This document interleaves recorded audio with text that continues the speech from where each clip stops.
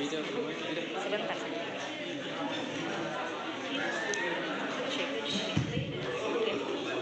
Saya berdiri ya. Bismillahirrahmanirrahim. Assalamualaikum warahmatullahi wabarakatuh.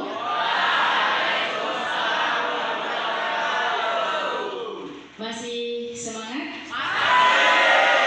Sehat? Alhamdulillah. Terima kasih kepada Kepala SMA Negeri 5 Pasarwajo bersama guru-guru, staf, tata usaha, dan siswa-siswa yang sudah berterima dengan kedatangan kami. Dan terima kasih kepada inisiator kegiatan yang sudah mengundang kami, Pak Guru yang saat itu bersama-sama kami di Katolemando dalam kegiatan pesta literasi yang diadakan oleh Taman Baca Seni Idola. Di sini ada ketuanya hadir, alhamdulillah. Terima kasih kepada kawan-kawan saya, Duta Baca Buton Selatan, ada Randi, ada Fandi, mirip-mirip ya. Jadi ini kalau dipanggil Kak Fandi, Kak Randi, yang sana Kak Fandi, jangan tukeran ya. Kalau ini kawan saya dari Makassar, baru tiba sekitar sepekan di Kota Bau-Bau. Karena mau jumpa adik-adik juga hari ini, jadi beliau datang.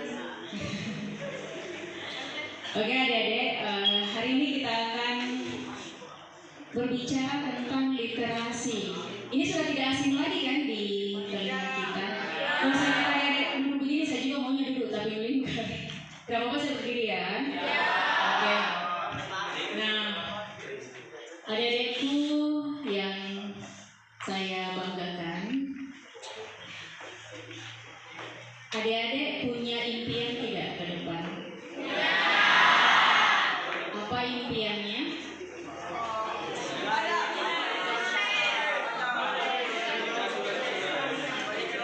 Coba satu orang angkat tangan. Apa impiannya ke depan? Satu orang ada? Ayo berani. Oke, silakan berdiri. Saya ke depannya ingin jadi pengusaha. Oh iya. Oke, namanya siapa? Wildan.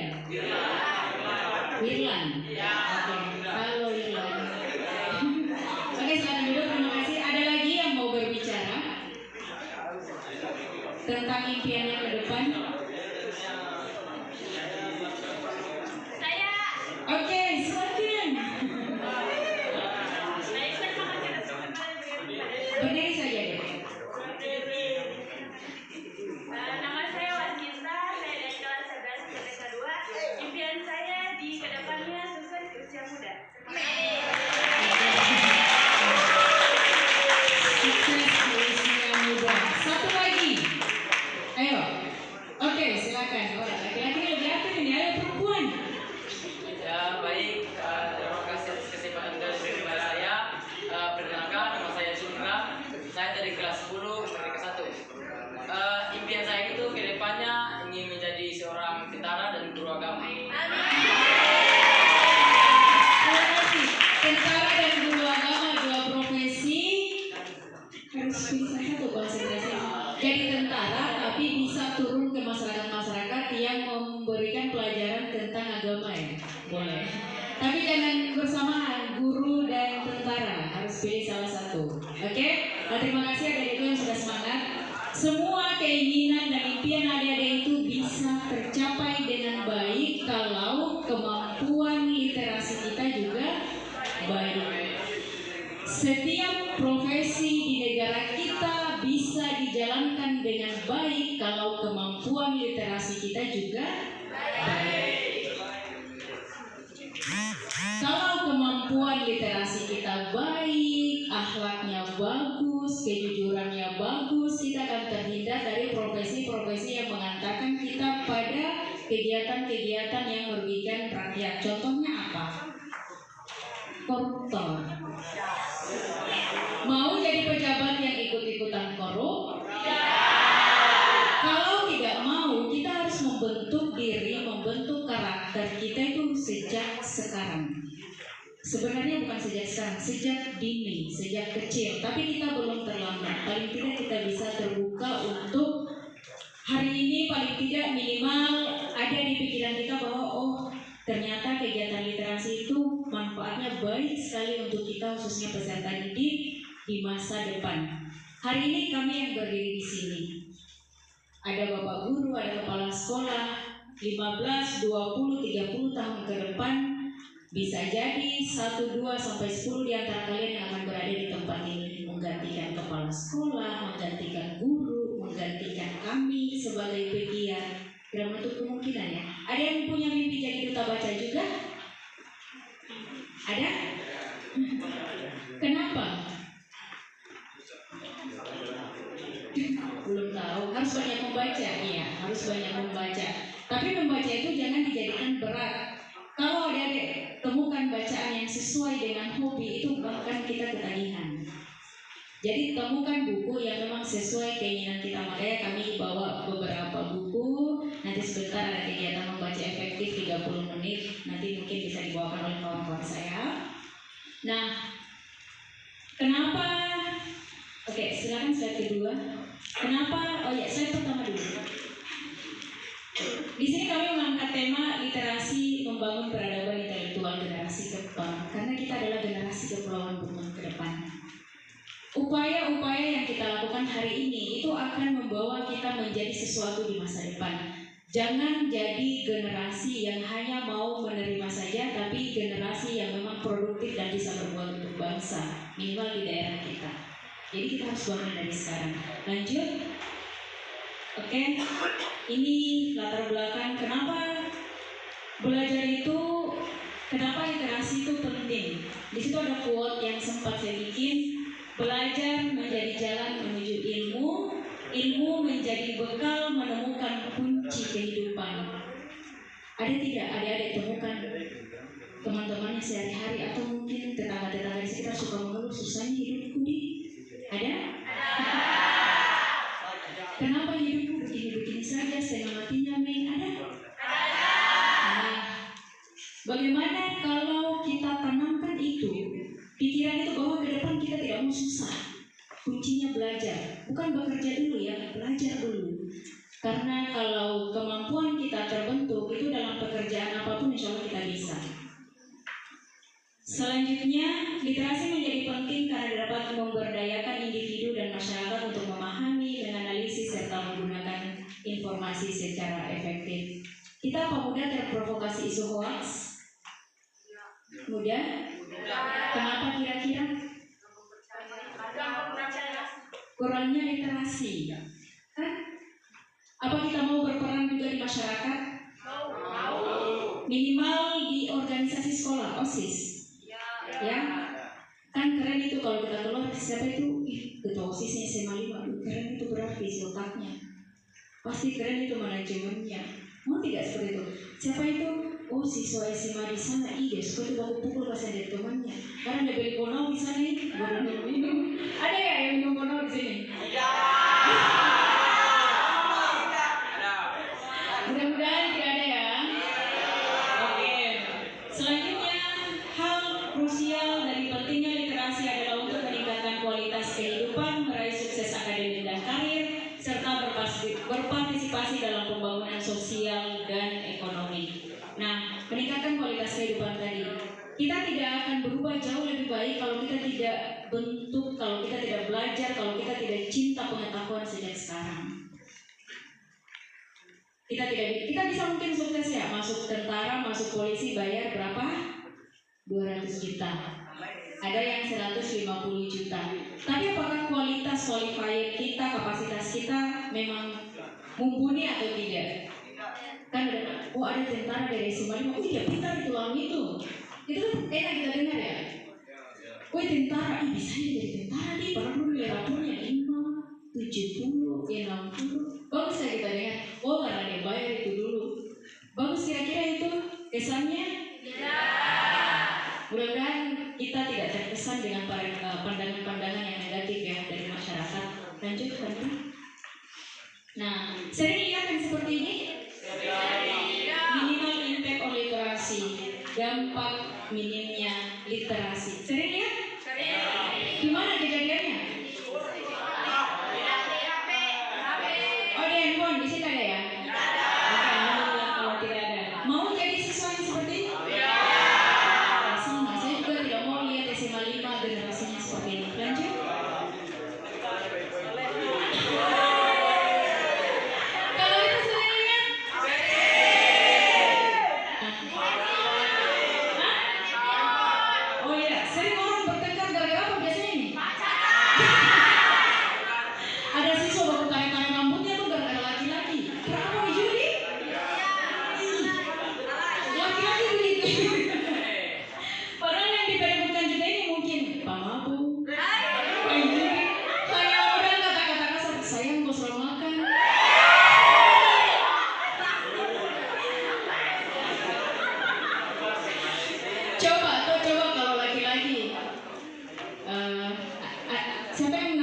saya kan sempat ikut kegiatan di Katolik di sini. Siapa namanya kemarin Pak ya? Yulni mana?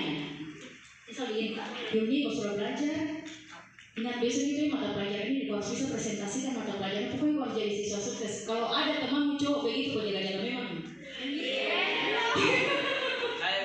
Tapi kalau ada cewek ini, Yulni sebentar malam minggu saya jemput ya pakaian bagus-bagus, pakai kencur sedikit, pakai jeans. Kita pergi jalan-jalan di Pantai Kamaling minum-minum saraba. Jangan biasa. Abaikan dulu itu. Tapi kalau ada cowok, Yulni sini kita pergi belajar di rumahnya guru ini. Dia itu tuh udah pintar baca puisi. Kita pergi mari belajar puisi. Kalau ada teman cowok gitu, jangan memang dari sekarang itu. Siapa tahu dia jadi bupati ke depan. Oke, intermezzo ya. Maksud saya, tentukan kualitas pertemananmu dari sekarang. Kebiasaan temanmu membentuk karaktermu. Dengan siapa kita bergaul, maka dengan itu kita tumbuh dan berkembang. Kita masuk di lingkungan, apalagi kalau cewek-cewek biasanya itu mari kita pergi di sana, di kampung sana ada cowok gagal.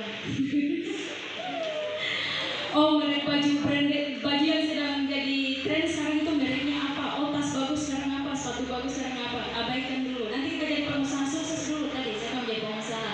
Baru kita bicara branded. Yang kita perlu branding sekarang itu isi otak dulu. Kalau isi otak sudah bagus, kita lirik sedikit cowok kita lebih antara dia jijik dan suka. Bercanda ya bercanda. Oke, next kita jangan jadi generasi yang seperti tadi ya. Jangan memperebutkan sesuatu yang menurunkan harkat dan martabat kita sebagai perempuan. Nah, apa yang dibawa itu? Kalau di sini saya tahu ya, Kameko. Kameko pernah? Oke. Pernah dapat siswa yang seperti ini? Kalau di daerah saya itu masih banyak sih. Ada yang justru dia bawa di dalam kelas. Dia bawa di jadi orang duduk melingkar ini, saya kira mereka makan itu Indomie mentah. Ternyata itu Indomie isinya kono. Tinggal dia sedot-sedot. Dan ini miris sekali dan alhamdulillah kalau memang di sekitar daerah kita, wilayah kita yang meski produksi minuman itu, tapi kita generasi tidak mencicipi. Kono itu sehat dalam takaran yang terbatas. Itu dia obat ginjal, obat gula untuk membersihkan ginjal ya, tapi dalam takaran yang terbatas. Tapi kalau dikonsumsi berlebihan itu juga berbahaya untuk hati. Jadi saya bersyukur kalau memang di sini tidak ada, pelihara itu, rawat itu, dan cegah itu kalau ada teman-temannya di luar yang coba hidupnya sehari-hari didominasi oleh hal-hal seperti ini. Lanjut. Nah.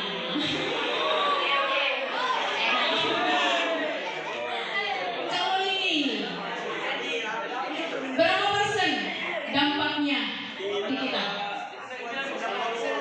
90%. Dan mungkin 99,9%. Iya kan? Jadi Android itu, game itu, gadget itu racun terbesar bagi saraf kita. Ingat, saraf kita, psikologi kita, kalau kita tidak manfaatkan tepat pada tempatnya. Ada orang yang lebih doyan main game daripada bersilaturahmi dengan teman-temannya, apakah main sepeda, apakah olahraga. Ada orang yang lagi main game dan dia panggil mamanya teriak-teriak, dia tidak lagi sabar dulu mama, ini lagi main game. Kalau bermain tepat pada waktunya, setelah sholat, setelah sarapan, setelah belajar, bermain boleh, tidak masalah. Tapi jangan didominasi oleh itu setiap hari. Nanti adik-adik bisa buka bahan bacaan dampak dari kebiasaan kita bermain gadget. Kalau 24 jam itu didominasi 10 jam oleh Android, itu berdampak juga untuk saraf dan psikologi. Oke, lanjut terakhir kayaknya ya.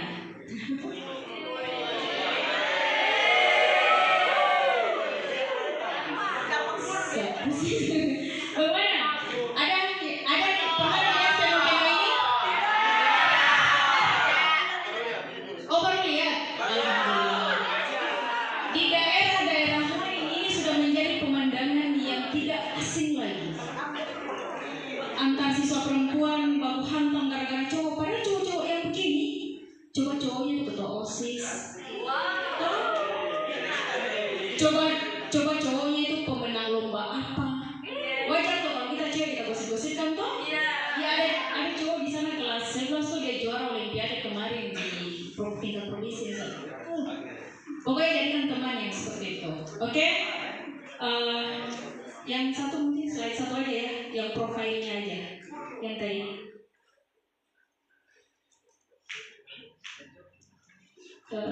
Ya itu.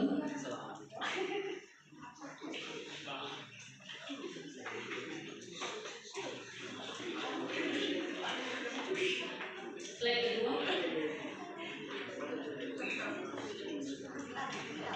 Oke Adik-adik, ini mungkin sekilas profil saya ya selama berliterasi.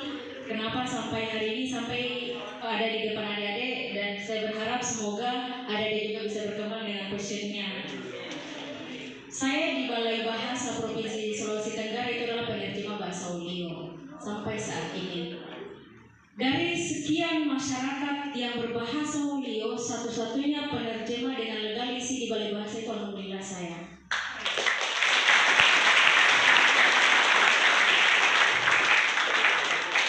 Modalnya apa? Modalnya mencintai bahasa daerah sendiri dan rajin membaca. Mencintai bahasa daerah sendiri dan rajin membaca. Siapa tahu 5-6 tahun ke depan ada lagi yang menjadi penerjemah bahasa Cia-Cia. Karena kita itu seluruh bahasa daerah Sulawesi Tenggara di 17 kabupaten kota itu masing-masing ada penerjemah.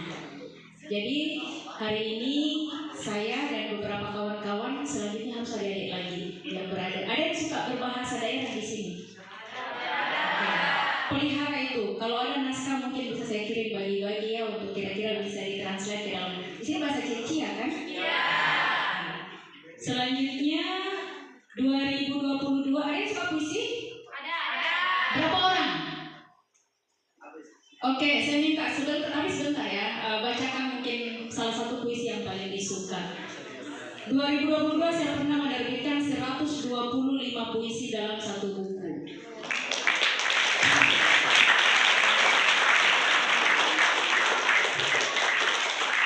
Oke, terima kasih. Bukan bangga ya, tapi motivasi saya alhamdulillah sebenarnya. Ada hal-hal yang bisa saya bagikan ke adik-adik, semoga adik-adik juga termotivasi. Hari ini saya penulis 5-6 tahun ke depan adik-adik yang menulis juga. Oke, lanjut ke 2023. Jadi saya setelah membaca saya harus menulis juga dong. Karena apa yang kita baca kan biasanya kita serap ya. Kita pengen apa yang kita serap itu juga bisa sampai ke pemahaman orang lain, dan saya pilih puisi untuk menulis. Salah satunya puisi. 2023 3 puisi saya lolos kurasi se-ASEAN dari 136 penulis, 92 penulis lolos. Brunei, Malaysia, Vietnam, Indonesia, Filipina, dan salah satunya dari Indonesia adalah saya.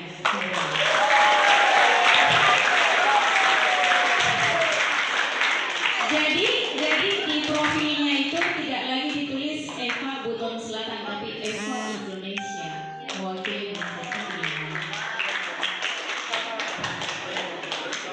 Kemudian masih 2023 lagi. 2023 satu puisi saya itu terbitnya di Malaysia. Sehat-sehat lah, alhamdulillah.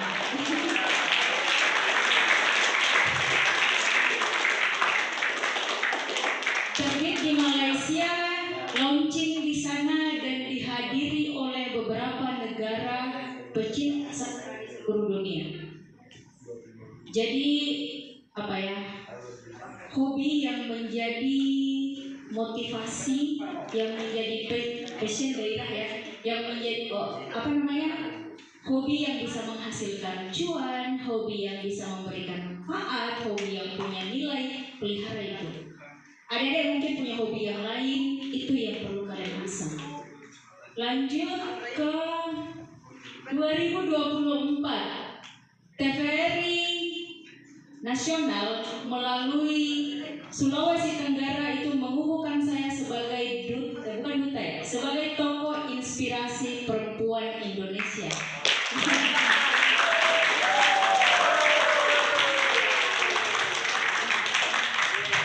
Itu tahun 2024. Kenapa menjadi inspirasi? Karena kita bekerja tanpa menunggu hasil apa yang kita peroleh, tapi apa yang kita punya itu yang kita berikan ke orang-orang. Jadi ada 2 film yang sempat saya buat, ada peluncuran buku, kemudian mendirikan yayasan, TPI, sanggar, taman baca, giat-giat. Saya tidak kenal pegawai-pegawai TVRI itu saya tidak kenal sama sekali. Tapi pada akhirnya nama saya sampai ke sana, entah melalui media apa mereka lihat. Tiba-tiba saya dihubungi Dinas Kebudayaan, Eva terpilih sebagai tokoh inspirasi perempuan Indonesia. Diliputlah saya selama 1 minggu. Dari saya bangun tidur sampai saya tidur kembali, hanya saat saya tidur saya tidak syuting. Tapi dari bangun tidur sampai tidur kembali itu diambil semua rutinitasku. Saya bersyukurnya bukan saya sebagai tokohnya, tapi bersyukurnya saya karena apa yang saya lakukan sehari-hari itu ternyata berimpact untuk orang lain. Itu saya alhamdulillah sekali. Budgetnya luar biasa waktu itu teman-teman.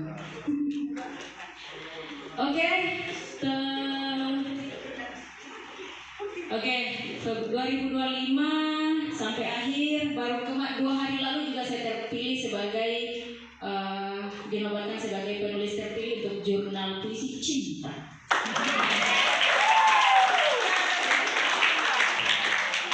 Cinta kita berbicara universal ya, tidak hanya kepada sesama jenis, tapi pertemuan kita hari ini juga dilandasi oleh cinta. Cinta kita terhadap masa depan generasi SMA Lima Sampulawa yang insya mungkin adik-adik bisa lebih dari saya. Adik-adik masih punya banyak waktu untuk belajar, untuk membaca, untuk mencintai teman-teman yang suka mengajak belajar. Masih punya banyak waktu untuk berkembang. Dan bisa jadi adik-adik bisa lebih bermanfaat, lebih bernilai, lebih terkenal ke depan dibanding kami yang ada di depan pada hari ini. Mulailah membaca, mulailah belajar, mulailah berteman dengan orang-orang yang menumbuhkan semangat kita untuk membentuk diri kita menjadi lebih cerdas, lebih pintar. Tidak ada anak bodoh ya, tidak ada. Yang ada hanya anak yang tidak mau belajar. Oke, untuk saya rasa cukup. Saya lanjutkan ke pemateri kedua dulu ya, Randi, ke Randi dulu. Silakan Kakak Randi.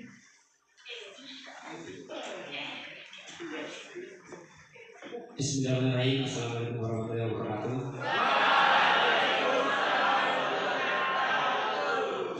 Salam literasi.